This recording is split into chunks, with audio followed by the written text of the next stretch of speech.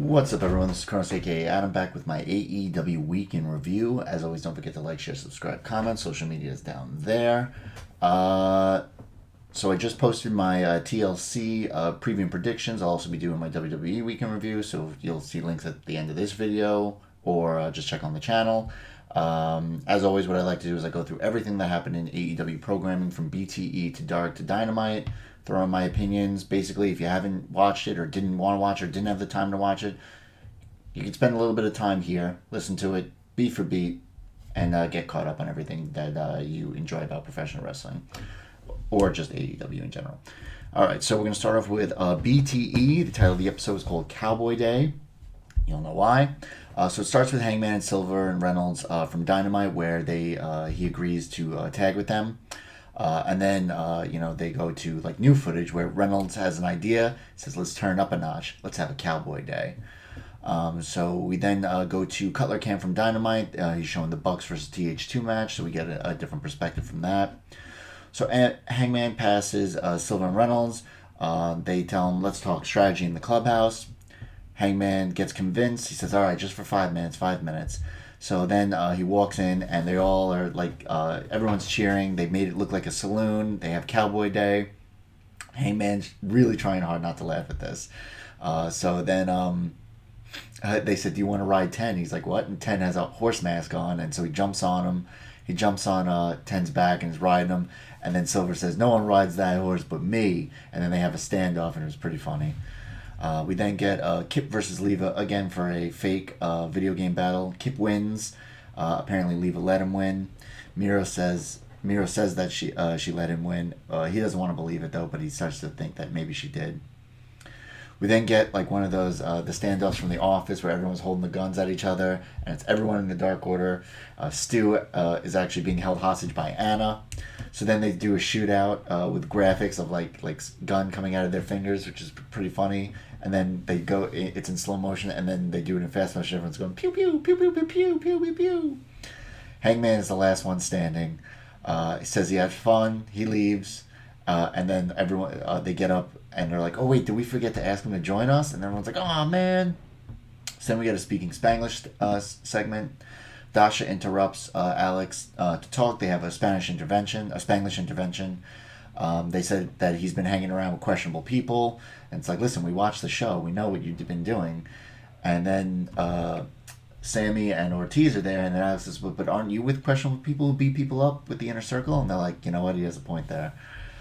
So Alex says, they should pray about it. And then apparently he uses some kind of delivery service to get empanadas delivered. So everyone gets distracted. And then he runs off. We then get the BTE Championship final, Silver versus Shawn Dean in skits. So apparently they throw skills against the wall, and whoever is the closest without going in the crack wins. Apparently Cutler's camera died, and they didn't realize it, and Silver won. So they have a different game. So they do it again, and basically if Dean wins, then they go to a third game tiebreaker. But if Silver wins outright, it's over. So the best of three. In that sense, Silver wins again. He retains the BTE title. He gives a little championship monologue about how he's never going to give the title up. He's the best champion in history. I'm happy for him. And there you have it. That is BTE for the week. We then go to AEW Dark, another big episode of Dark. I mean, they've been putting in almost 2 hours of content, just wrestling, which is pretty good. Peppered in a little bit of storyline and interviews and whatnot, and obviously the waiting room from Britt Baker, which we'll get to. But for the most part, this is just an opportunity to see wrestlers who we don't get to see a lot on the main show, Dynamite, get to perform, and I like it. So Anthony Ogogo is still on commentary. They're joking about why he's wearing sunglasses. I'm still waiting for him to get in the ring. First match, Sotira Chung versus Ricky Starks. Hobbs comes out with Starks. We get Hobbs with the shot on the outside. Starks goes for a stinger splash, misses. Chung hits a stunner for a 2 count. Hobbs helps fend off a roll-up. Eventually, Ricky Starks hits a spear for the win. So another big win for Ricky Starks. Baron Black versus Brandon Cutler. We get the springboard by Cutler is caught into an atomic drop. Commentary having fun as Cutler no-sells it. Then we get the reverse DDT by Cutler, and then the springboard elbow drop for the win. So Cutler continues his winning ways. Sheeta versus Kylan King. Test of strength. Sheeta slam showing off her power. We get the apron running knee. King getting in some good offense here. We get a knee strike, Falcon Arrow for the win. Then Abaddon attacks Sheeta post-match. Goes for the gory special neck breaker. Holds the title up. Obviously, they're mushing it because she's not going to win the title. But yes, she gets the better of Sheeta here. We then get another episode of The Waiting Room, which is now becoming my favorite part of AEW Dark. So apparently Hangman drank himself out of the tag titles and into a cult. We then get tells Cody to pick a lane, a good one, unlike the one on your neck. Spears and Tully are the guests. They want to talk about the Battle Royal. Stunt comes out too early as the musical guest. And then Spears slams the door on him. Then they get another knock at the door. He's like really upset that people are interrupting his time. Sky is there, attacks Spears, and then sends Spears through the wall. And don't worry, Tony will pay for it. I thought this was hysterical. That looked great. Kind of reminds me of the barbershop window. Then we get Shawn Dean and Fuego del Sol versus Jurassic Express, Luchasaurus and Jungle Boy. Excuse me. Lucha with the standing Falcon Arrow on Dean. Assisted senton on Dean for a 2 count. Jungle Boy gets the hot tag to Luchasaurus. He's cleaning house to do the extinction level event on Del Sol. Dean breaks the count. Then we get the flip powerbomb combo on Del Sol for the win. I'm assuming that Jurassic Express, the next few will be FTR based on the way things have been going. Skylar Moore versus Leva Bates. Thunder Rosa's on commentary. She thinks everyone is hostile against her. They get a lot of show of respect between Moore and Bates. Leva gets a crossface that's counted into a cover for a 2 count. We get a running kick, backstabber by Leva for a 2 count. Eventually, she gets this kind of like sneaky little roll up for the win. Once again, another show of respect between the two. I don't know what they're doing with Leva, to be honest. I'm not exactly the biggest fan of hers. Brian Cage versus VSK, very skilled kicker. VSK with some early offense. Cage recovers quick, catches a DDT attempt, double undercooked neck breaker by Cage for a 2 count. We have VSK with some more offense and then gets buckle bombed into the post on the outside, then gets hit with a nasty drill claw for the win. We get the Acclaim versus Louis Valley and Mike Magnum. Bowen's using the boombox now. Caster knocks Valley off the ropes with the ref distracted. We get the hot tag to Magnum. He's cleaning house. Acclaim to eventually take advantage. Then they hit the Acclaim to Fame on Magnum for the win. Pretty quick win for the Acclaim. They'll be facing SCU the next day on Dynamite, which I'll get to. Anna Jay versus Danny Jordan. Danny showing the burn book. Anna shoves her into the turnbuckle. We get a spin kick by Anna, sends the burn book into Danny's face. We get the J kick, then the Queen Slayer choke out for the win. Bear Country versus Dark Order, Stu and Uno. I was actually very happy with this match. Peter Avalon's on commentary, says none of these teams are good looking enough to be in his Pretty Peter Avalon pageant. We had a leg sweep PK combo by Dark Order for a 2 count. Bear Bronson, because one is Boulder, one is Bronson. Bear Bronson with the double backdrop suplex. Hot tag to Boulder. Boulder Samoan drop fall-away slam combo on both of them. We had a double cannonball by the Bears onto Dark Order for a 2 count. That was insane. One was on the other's back and they both flipped. That was crazy. We get the Nightfall on Boulder with showed extreme strength by Stu Grayson to get him up in that. And then they hit the Fatality on Bronson for the win. Joey Janela and Sonny Kiss versus Ryzen and Sean Maluta. Maluta with the beatdown on Kiss on the outside. We get a nasty German release by Janela on Maluta into the turnbuckle. We get a brainbuster split leg drop combo on Maluta for the win. Next we have Tay Conti versus Freya States. Ty with some real stiff shots. Springboard caught by States. We get the rear naked choke variation. Kind of captures the arm with the legs for the win by Ty. Danny Limelight versus Matt Sydal. I've been liking a lot of the work from Danny Limelight recently. So they're staying pretty even early on. We get a sunset flip by Sydal. Kicked out into his a submission. Limelight pins to break it up. We get an inside hook brainbuster for a 2 count. Cobra clutch attempt by Sydal. Limelight counters with a rear naked choke. Eventually Sydal hits the page turner for the win. We then get Casey Lennox versus Eva Lise. Diamante's finally out with her. Lately, they've been coming out kind of solo. Diamante distracts while Ivelisse then hits her with Lennox with a flapjack on the apron. We get a spike snapmare by Lennox for a 2 count. Reverse DDT by Ivelisse for a 2 count. Eventually, Ivelisse counters a fireman's carry into the octopus for the submission victory. And then your main event, Chaos Project, Luther and Serpentico versus Best Friends. We get a standing Meteora on Luther by Trent, and then a Tope con Hero hits both of Chaos Project. And then we get Trent misses a spear on Luther into the barricade. Trent's taking heat for almost the entire match. Hot tag to Trent gets broken up by Serpentico. He pulls Chuck off the apron. We get the assisted senton by Chaos Project on Trent for a 2 count. Chuck is able to break up the creeping death attempt. Trent hits a roll up on Luther for the win. While they're celebrating, Miro comes out. The refs try to stop him and goes, "It's just me. It's just me." With no Kip, no Penelope out there with him. He just wants to beat them up, but everyone is able to stop them from getting out. And then we go to Dynamite. We start out right away, tag match, no nonsense, no promos, no nothing, just a match. Hangman and Silver and Reynolds versus Hardy Party, so Matt Hardy and Private Party. Silver and Reynolds are dressed like cowboys, and they try to do a Hangman's pose. He doesn't want them doing that pose, but you can tell he loves it. He's trying to, trying not to laugh. Excalibur calls them the good, the bad, and the hungy. They're celebrating. Hangman drops Silver on his back on Cassidy when Silver jumped on his back to celebrate, like he's riding him, and then Hangman just drops back on with Silver on his back on Cassidy. Quen standing moonsault off Silver's back for a 2 count. We get the hot tag to Page. He hits a fallaway slam. Pescado on Hardy. Hardy does a side effect on Page for a 2 count. Hot tags for both teams. We had an insane combo offense by on Quen. Basically, it's kind of like what Silver and Reynolds like to do in their matches, and they're adding some offense with Hangman. Really cool. Hardy pulls them off the pin. We had a twist of fate on Silver to the floor, and it looked like he hurt his knee. I mean, he said that he's fine, but I was really nervous about that because it didn't look like it was like part of the match where he's just selling a knee for whatever. It looked like he was legit hurt, and he wasn't involved in the rest of the match.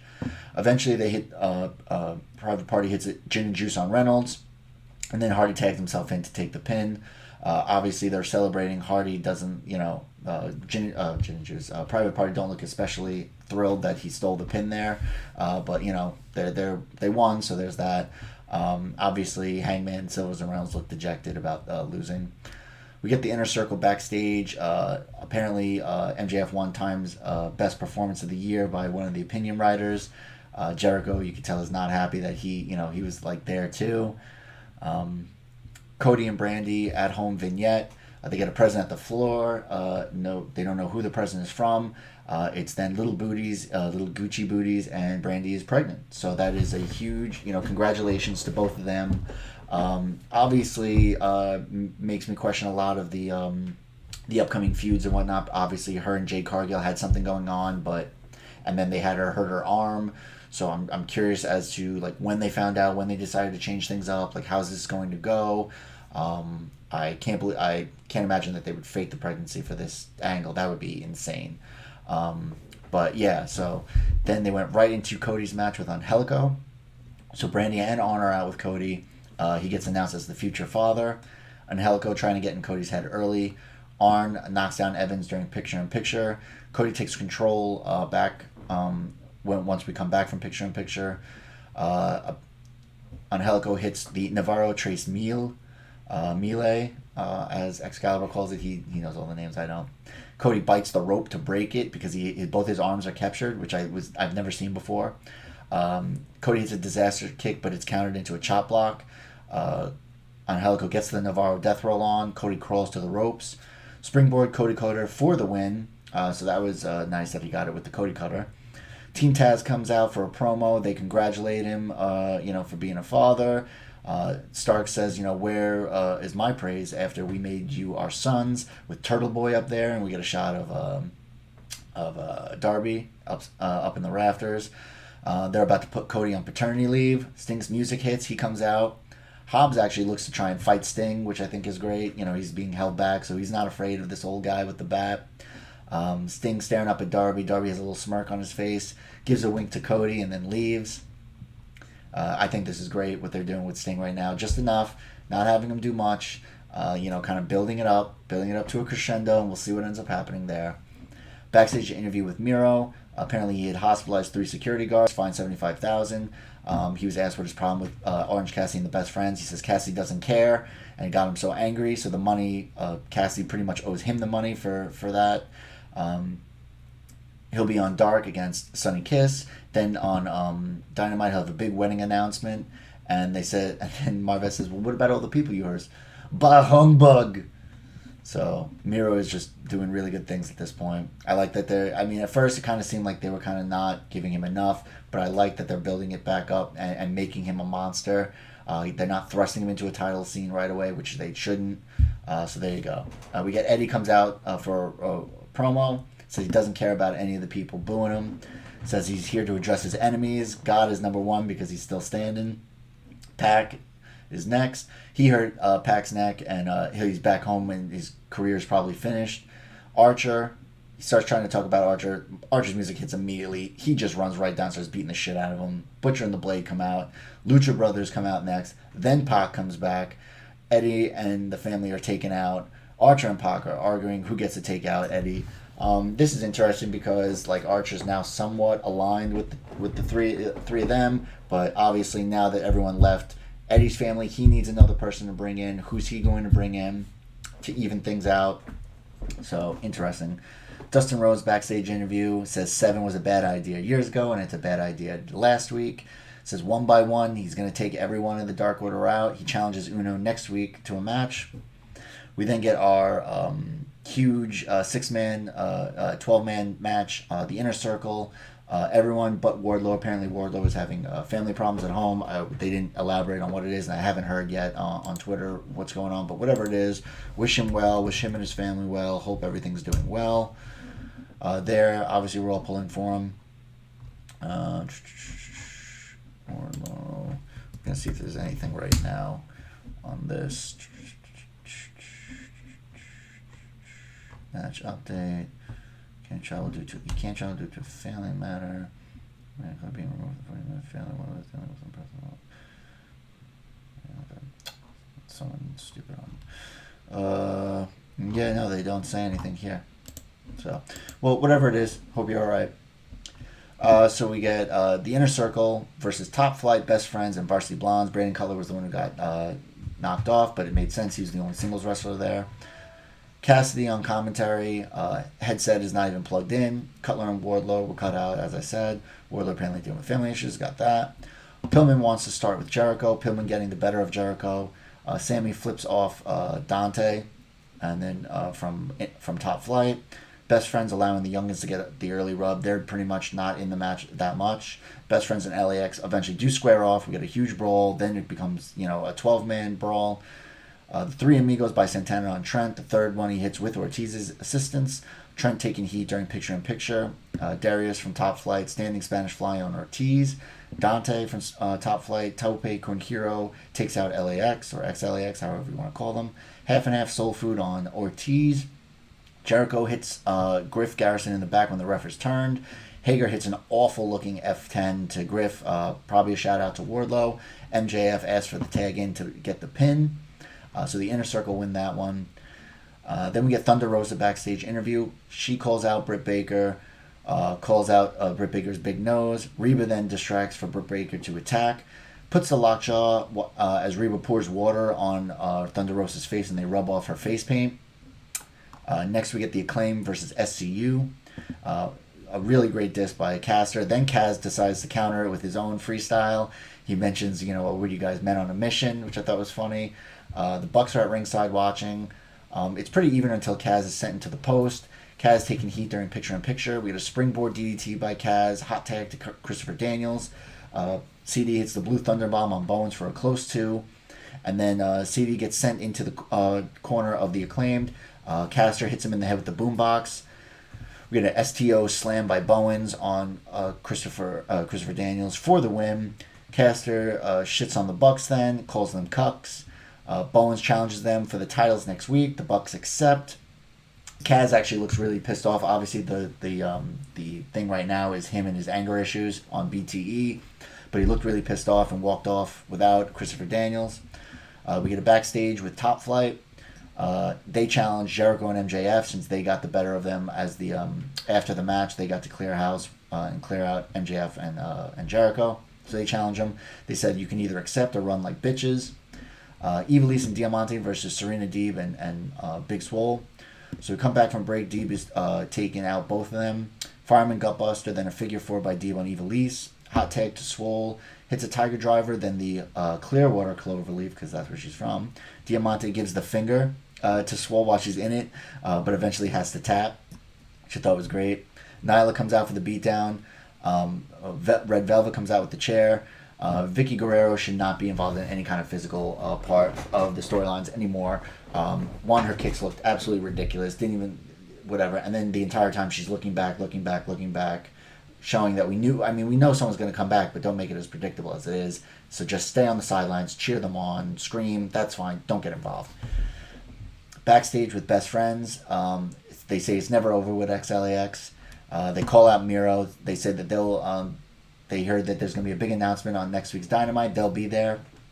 Jurassic Express vignette. Next week they'll face Colt Cabana 5 and 10. So I'm assuming there'll be something with FTR getting involved. FTR just all of a sudden at commentary. They're asking if the tag team division even matters anymore. They're pissed at Jurassic Express for not taking things seriously. So then we are told for next week, a tag title match, the Bucks versus the Acclaimed, Jericho and MJF versus Top Flight, Sheeta's in action, Dustin versus Uno, Jurassic Express versus Colt 5 and 10, and then Pac versus The Butcher. And then we get an Eliminator no DQ match, Omega versus Janela. If Janela wins, he'll get a shot at the title. So now we get Tony happy. Impact's numbers went from 1 to 6. Janela brains Omega right away. Callis wants Tony to leave so he can do commentary. He tells Callis to kiss his ass. We get a Kataro Crusher on the chair on the outside. That looked great. Callis then grabs a mic and he's doing commentary while the match is going on. We got a Rise of the Terminator on Janela while he's seated on the outside. Kenny then doing play-by-play. We get a moonsault holding the trash can for a 2 count by Kenny. We get a stomp on while the trash can is on Janela.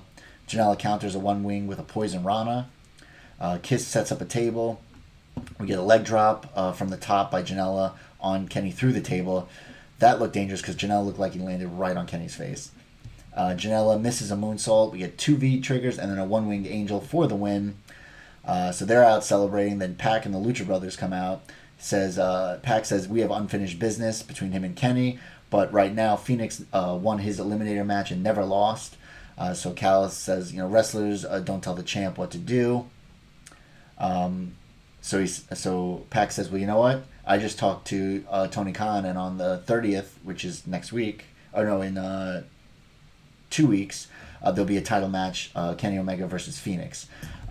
So that's going to be a huge match.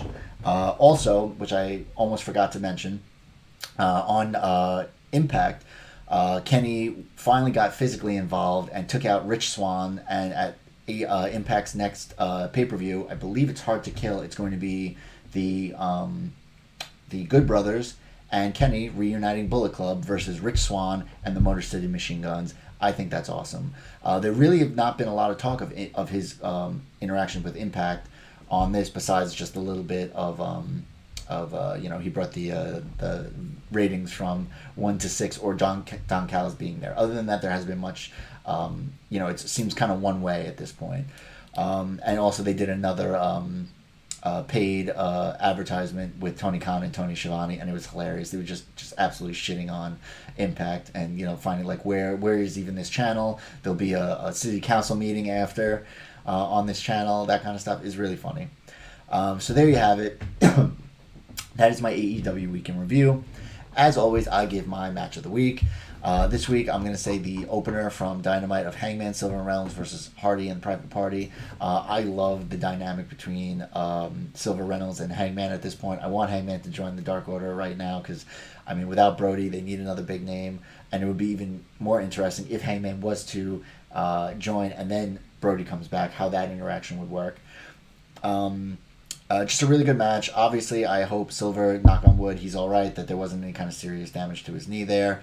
I like also the Hardy private party aspect of it, how Hardy's obviously, becoming a heel, becoming a dick. The truth is the truth, this whole thing, and his eventual split from private party, how he's doing it, or whether private party will turn heel to work with Hardy. So we'll see there. But it was just a really great match, a lot of great offense in it, and then obviously with Hardy Party winning.